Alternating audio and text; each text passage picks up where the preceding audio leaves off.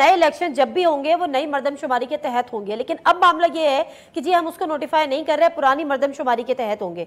अब ये किस हद तक जो है वो इस्तेमाल किया जा सकता है, या कोई एक ये टूल के तौर पर कि इलेक्शंस आगे हो जाएं, या निगरान हुकूमत कहे कि जी ये मामला जो है अब नए इलेक्शन के तहत, नए मर्दमशुमारी के तहत होंगे तो इंतखाबात को तूल दे दें, या सुप्रीम कोर्ट तक मामला या अदालतों तक मामला अगर कोई लेकर चला जाए तो?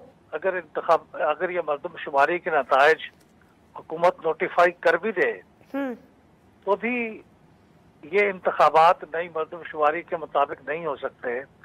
उसकी वजह यह है कि नई हल्का बंदियां करने से पहले हमारे आइन का आर्टिकल 51(3) है, उसके अंदर तरमीम करना जरूरी होगा। आर्टिकल 51(3) जो है उसके अंदर एक टेबल दिया गया है, उसके अंदर कौमी असम्बली की नशिस्तों को सूबों के अंदर किस तरह तकसीम किया गया है वो बताया गया है। और जब ये आबादी बदल जाती है सूबों की नई मर्दमशुमारी के बाद, तो फिर उसके अंदर सूबों के अंदर तकसीम भी बदल जाती है। तो अब ये लाजमी बदलेगी नई मर्दमशुमारी के मुताबिक।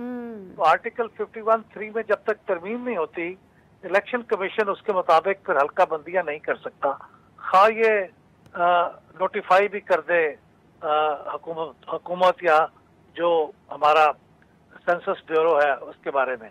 तो इसलिए चूंकि हमारे पास तैनात नहीं है इस वक्त मुयस्सर कौमी असम्बली के अंदर, 2/3 टोटल मेंबरशिप का मौजूद ही नहीं है, तो इसलिए फिर आइन में तरमीम तो हो नहीं सकती। तो इसलिए वो रास्ता बंद हो गया।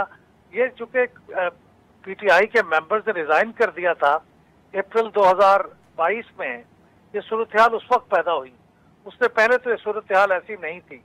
अगर वो रिजाइन न करते तो फिर तो शायद ये आईनी तरमीम भी हो जाती और फिर नई हल्का बंदियां भी हो जाती।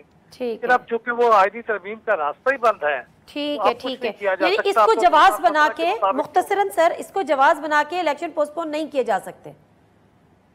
ये मैं नहीं कह सकता।